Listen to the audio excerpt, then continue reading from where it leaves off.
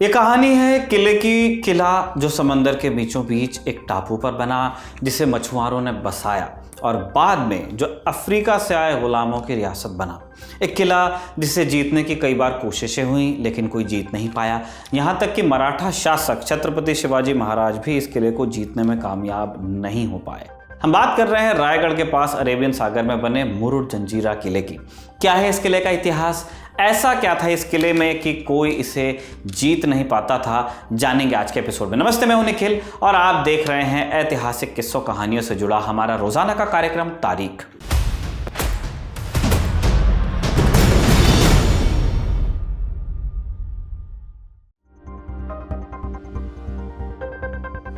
मुंबई से 165 किलोमीटर दूर महाराष्ट्र के रायगढ़ जिले का तटीय इलाका है मुरुड। मुरुड के पास अरेबियन सी में बना है जंजीरा किला अरब सागर में, जिसे मुरुड जंजीरा फोर्ट के नाम से जाना जाता है। इसका इनाम कैसे पड़ा? दरअसल अरबी भाषा में आइलैंड को जजीरा कहते हैं। इसी जजीरे से बना जंजीरा। ये किला बनाया किसने? किले की कहानी शुरू होती है 15वीं शताब्दी से। जंजीरा तब सिर्फ एक आइलैंड होता था और अहमदनगर की निजाम शाही के कंट्रोल में आता था। कोड़ी समुदाय से आने वाले राजा रामराव पाटिल अहमदनगर की नेवी में एडमिरल हुआ करते थे। अहमदनगर के निजाम ने उन्हें जंजीरा आइलैंड पर एक फोर्ट बनाने की इजाज़त दी। दरअसल ये इलाका तब ट्रेड के हिसाब से बहुत महत्वपूर्ण हुआ करता था। मैप में आप देखेंगे तो आपको दिखेगा कि दमन, भरूच, मंगलौर ये सारे बंदरगाह जंजीरा के आसपास ही पड़ते थे। दूसरा, अफ्रीका और मिडिल ईस्ट से भारत के बीच ट्रेड के लिए भी ये एक महत्वपूर्ण पोर्ट था। इसी के चलते राजा रामराव पाटिल ने जंजीरा पर लकड़ी का हल्का फुल्का निर्माण करवाया और इसे किले की शक्ल दी। किला बनते ही रामराव पाटिल को अपनी ताकत का एहसास हुआ और उन्होंने निजाम के ऑर्डर्स को मानने से इनकार किया। अब पाटिल को सबक सिखाने और किले पर दोबारा कब्जा जमाने के मकसद से निजाम ने पीरम खान नाम के एक आर्मी जनरल को भेजा। साल 1489 पीरम खान सिद्दियों की एक फौज लेकर सूरत से रवाना हुआ। सिद्दी यानी अफ्रीकी मूल के वो लोग जिन्हें गुलाम बनाकर बेचा जाता था। ये गुलाम भारत में सैनिक के रूप में भर्ती किए जाते और इनका दक्कन की राजनीति में काफ़ी दखल हुआ करता था। पीरम खान ने जब सिद्दियों के साथ जंजीरा की तरफ कूच किया, उनके पास बड़ी फौज थी लेकिन वो जंजीरा पर सीधे हमले से बच रहे थे। समंदर के बीचों बीच बने किले पर चढ़ाई मुश्किल थी, इसलिए पीरम खान ने एक दूसरा प्लान बनाया। उन्होंने रामराव पाटिल के पास संदेश भेजा कि वो शराब के व्यापारी हैं और कुछ देर किले में शरण लेना चाहते हैं। पाटिल तैयार हुए। इसके बदले पीरम खान ने उन्हें शराब के कुछ ड्रम तोहफे में दिए। किले पर मौजूद पाटिल और उनके आदमियों ने शराब पी और जैसे ही वो लोग नशे में धुत हुए, पीरम खान और सिद्दियों की फौज ने उन पर हमला कर दिया, किले को कब्जा लिया। किले पर कब्जा होने के बाद अहमदनगर के निजाम ने इसे सिद्दियों के हवाले किया। सिद्दियों के ताकतवर जनरल मलिक अंबर ने जंजीरा में विशाल और ताकतवर किले का निर्माण करवाया।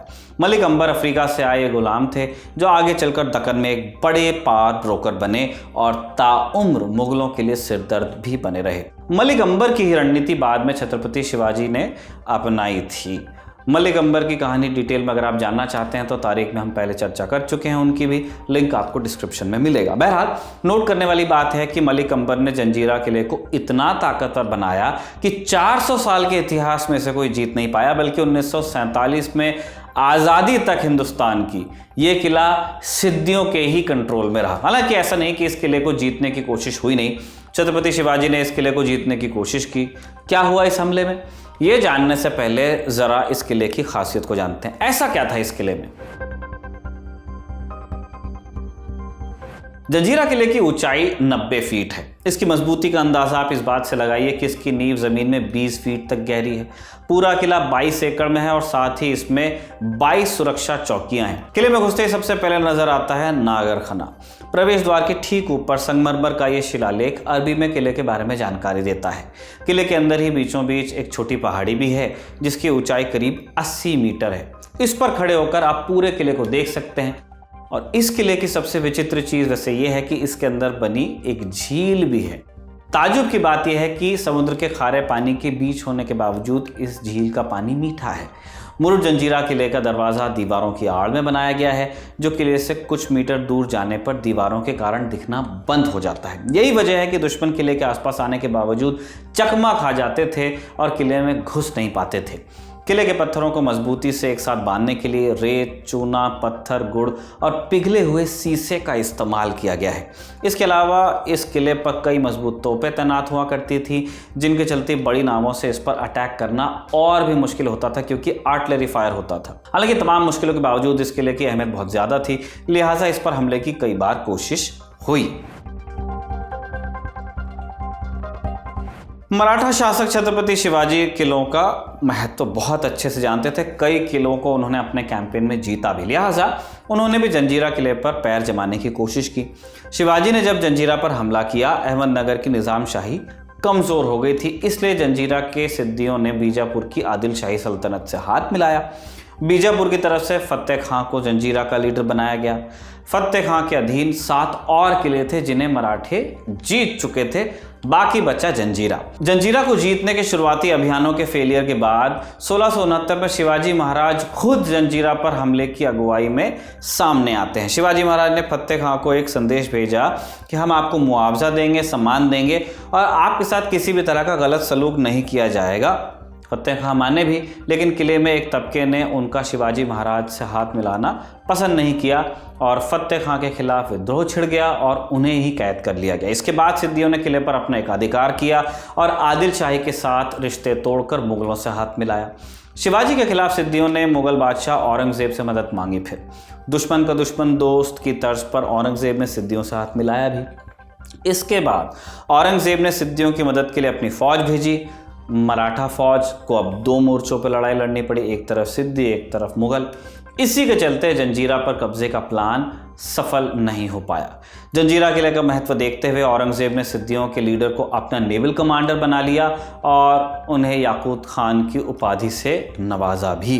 जंजीरा पर मराठों ने एक बार फिर हमला किया साल 1671 में। इस बार भी मायूसी हाथ लगी। जंजीरा पर जीत का कोई रास्ता जब नहीं दिखा तो शिवाजी ने जंजीरा से कुछ दूर पद्मदुर्ग नामक जगह पर एक किला बनाने की कोशिश की। हालांकि जंजीरा से लगातार तोप के गोले दागे जा रहे थे, जिससे इस किले को बनाने में काफ़ी दिक्कत आ रही थी। इस मुसीबत से लड़ने के लिए शिवाजी ने फैसला किया कि वो एक नेवी तैयार करेंगे। शिवाजी समझ गए थे कि साम्राज्य चलाने के लिए नौसेना बहुत अहम है, लिहाजा 20 जहाज़ों की एक फ्लीट तैयार कर उन्होंने मराठा नौसेना की शुरुआत की। जंजीरा और मराठाओं के बीच अगली लड़ाई हुई साल 1676 में। पेशवा मोरोपंत के नेतृत्व में मराठाओं ने जंजीरा पर चढ़ाई की कोशिश की। पेशवा ने सोचा था कि सीढ़ियां लगाकर डायरेक्ट किले के दरवाजे पर उतरा जाए, लेकिन इससे पहले वो वहां पहुंच पाते मुगल फौज ने एक बार फिर मराठा सैनिकों पर हमला किया और ये प्लान भी फेल हुआ। शिवाजी महाराज के बाद उनके बेटे संभाजी महाराज ने भी जंजीरा को जीतने की कोशिश की। 1682 में उन्होंने समुद्र पर पुल बनाने की कोशिश की, लेकिन इसी बीच मुगलों ने रायगढ़ पर हमला कर दिया। मुगल सरदार हसन अली ने 40,000 की फौज के साथ रायगढ़ पर हमला किया था, जिसके चलते संभाजी को जंजीरा छोड़कर रायगढ़ की सुरक्षा के लिए वापस आना पड़ा और जंजीरा पर हमले की आखिरी कोशिश भी फेल रही। मराठा साम्राज्य पर एक नासूर की तरह लगा हुआ था जंजीरा फोर्ट, अजेय। लिहाजा संभाजी के बाद भी मराठाओं ने इसे जीतने की कई कोशिश की। औरंगजेब के बाद मुगल कमज़ोर हुए कुछ, तब जाकर मराठा फौज को सिद्दियों के खिलाफ कुछ सफलता मिलना शुरू हुई। साल 1736 में पेशवा बाजीराव की लीडरशिप में मराठाओं और सिद्दियों के बीच एक बड़ी जंग हुई, जिसमें मराठों को जीत मिल गई इस बार। हालांकि तब भी जंजीरा पर मराठाओं का कब्जा हो नहीं पाया, क्योंकि युद्ध के बाद संधि के तहत सिद्दियों का बड़ा इलाका मराठों के अधीन आया और सिद्दी सरदार सिर्फ जंजीरा किले तक सीमित रह गए। मराठाओं के कमज़ोर हो जाने के बाद सिद्दियों ने जंजीरा में एक रियासत की फिर नींव रखी। 1803 तक सिद्दी लीडर्स को वजीर की उपाधि मिली हुई थी। 1803 के बाद ये नवाब कहलाए जाने लगे। बाकायदा जब अंग्रेज़ों का भारत में वर्चस्व हुआ, सिद्दियों की रियासत को भी वही ओहदा मिला जैसा बाकी रियासतों को मिला था। जंजीरा का किला 1947 तक भी सिद्दी नवाबों के अधीन ही रहा, जिसके बाद जंजीरा का भारत में विलय हुआ। सिद्दी नवाब 1971 तक प्रिवी पर्स भी लेते रहे। लंबे समय सिद्दियों के कई परिवार जंजीरा में रहा करते थे, लेकिन फिर पुरातत्व विभाग ने यहाँ रेस्टोरेशन का काम शुरू किया और इन परिवारों को जंजीरा छोड़ना पड़ा। आज जंजीरा एक पर्यटन स्थल है जहाँ लोग घूमने जाते हैं। यहाँ आज भी सैकड़ों सालों पुरानी सिद्दी रियासत के अवशेष देखे जा सकते हैं।